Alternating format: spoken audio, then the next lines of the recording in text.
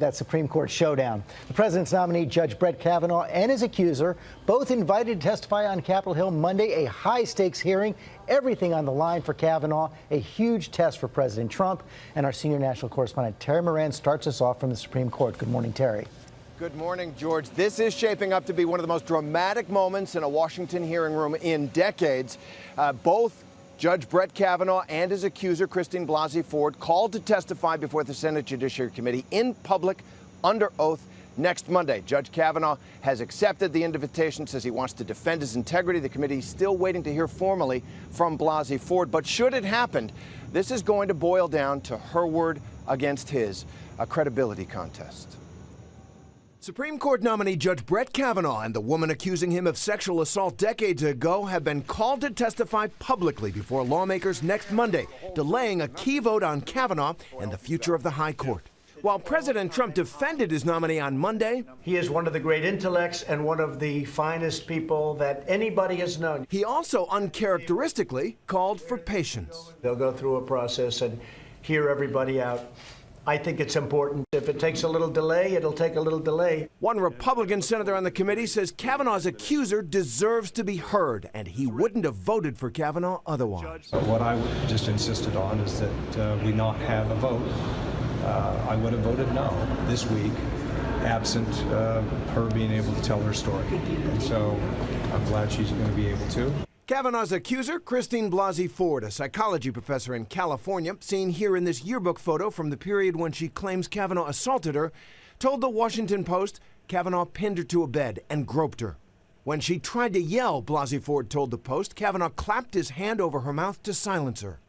He was trying to attack me and remove my clothing, she says, adding, I thought he might inadvertently kill me. She says she managed to escape. Kavanaugh has categorically denied the accusation. Blasey Ford alleges the assault happened while Kavanaugh attended an elite boys' school in suburban Maryland. Georgetown Preparatory School, located on a sprawling campus, bills itself as America's oldest Catholic boarding school.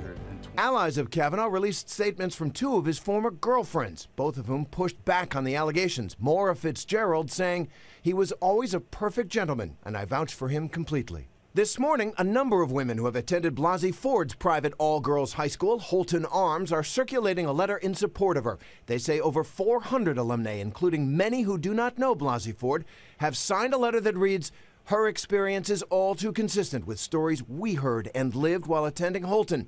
Many of us are survivors ourselves. Actress Julia Louis-Dreyfus tweeting, I was class of '79, and signed this letter. Another alumna who attended the school in the 1990s and says she signed the letter tells ABC News she believes Blasey Ford. I just want to say to her, to Dr. Ford, that we have your back.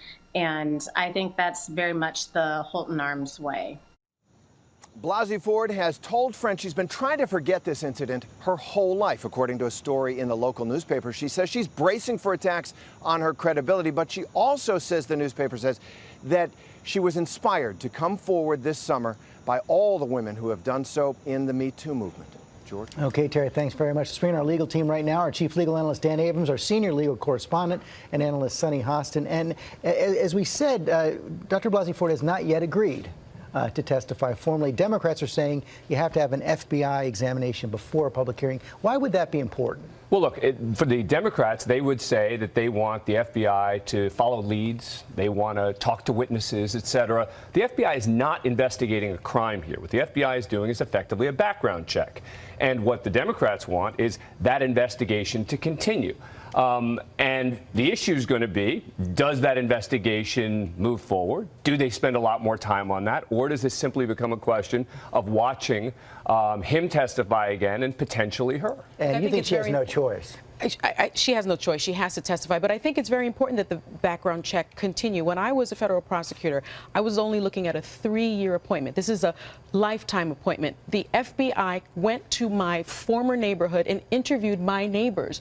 I hadn't lived there since I was 16 years old, George. And so this is a very, very serious background investigation that needs to continue. One of the points that Republican defenders of Kavanaugh has made is he's had these background checks several times for federal judgeships, for working in the White House, and this never came up. Yes, and but this is also different.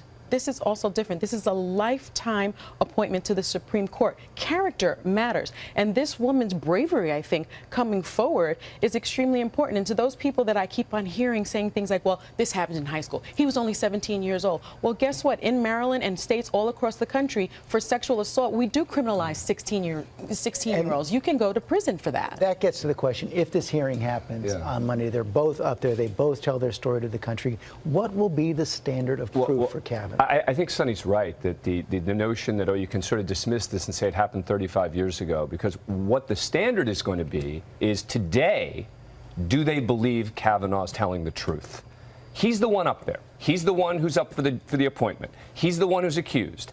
And he's going to be the one that they're focusing on in terms of his credibility.